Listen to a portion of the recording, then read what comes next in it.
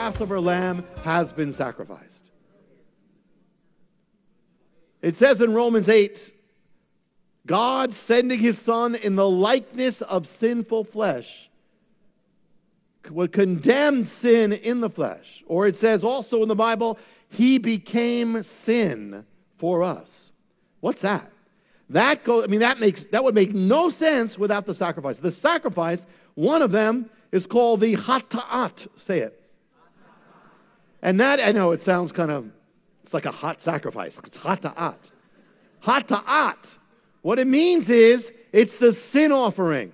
And what it means is, it doesn't just mean sin offering. The word literally also means sin.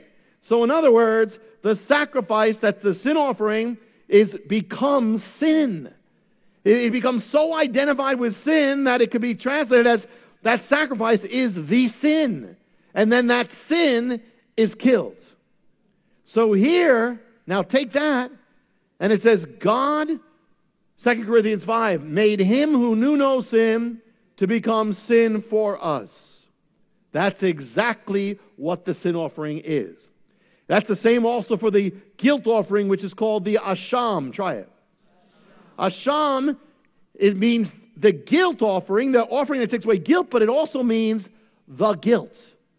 So Messiah, the sacrifice would become so identified, it would become the guilt. It was your guilt. That was the sacrifice. Once it's killed, it's over. So Messiah is become so identified with sin, he becomes sin as sin. He becomes as guilt itself. He who gave himself for our sins, Galatians 1, that he might deliver us out of this present evil age. Hebrews 10, when he had offered himself, he'd offered one sacrifice for sin forever. Again, throughout the Bible, we cannot truly understand the new covenant without understanding the sacrifice. By the blood, by his blood, you were cleansed. By the blood of Messiah cleanses us from all sin.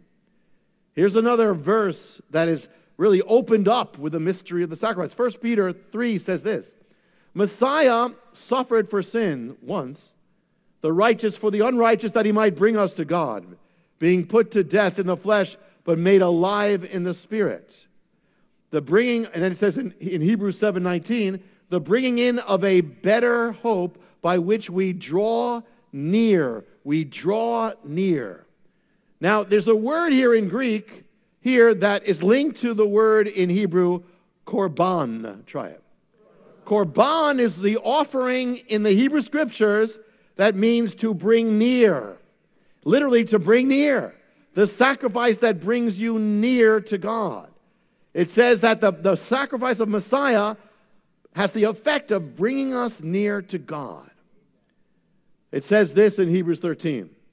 The bodies of those animals whose blood is brought into the holy place by the high priest as an offering for sin is burned outside the camp. Therefore, Yeshua, Jesus also, that he might sanctify the people through his own blood, suffered outside the gate. Outside the gate. Interesting.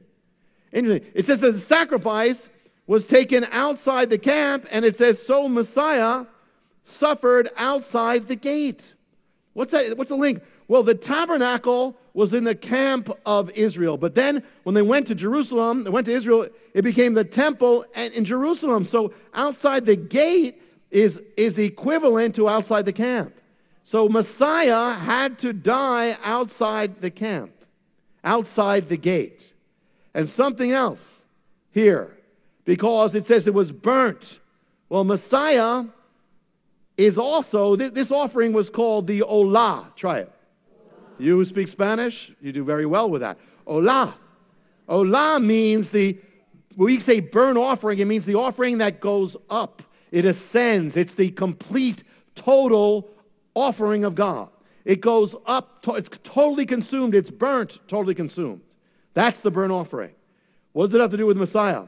Well, if Messiah is the fulfillment of Genesis 22, when Abraham says, God says to Abraham, offer up your son, then he says, offer up your son as a what? olah, as a burnt offering. So saying that Messiah is the fulfillment of that, he is a total offering, meaning he's totally consumed on the cross. Totally consumed, totally ascending to God. You might ask, where is the fire? Because Isaac said, here's the fire. Well, the fire is the judgment that he endured, which he endured an eternity of hell, because the full judgment of God came upon him. And so, therefore, it's an eternity he did in time and space. Interesting in the Greek, when the rabbis translated Genesis 22, Abraham offering up Isaac as the burnt offering, the word for burnt offering is holocaustos, or we get the word Holocaust from.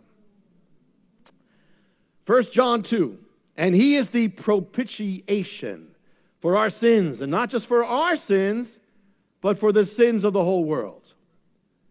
Now, there is a doctrine that there are many who believe that he only died for some people. Well, this clearly says he didn't just die for our sins. He died for the sins of the world. He is the propitiation. It says in 1 John 4, this is love. Not that we love God, that we loved him, but that he loved us and sent his son to be the propitiation. What's a propitiation?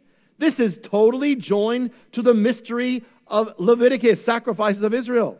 Propitiation in Greek, hilasmos, is the Greek word used to translate, get this word, to translate the Hebrew word kippur, as in Yom Kippur.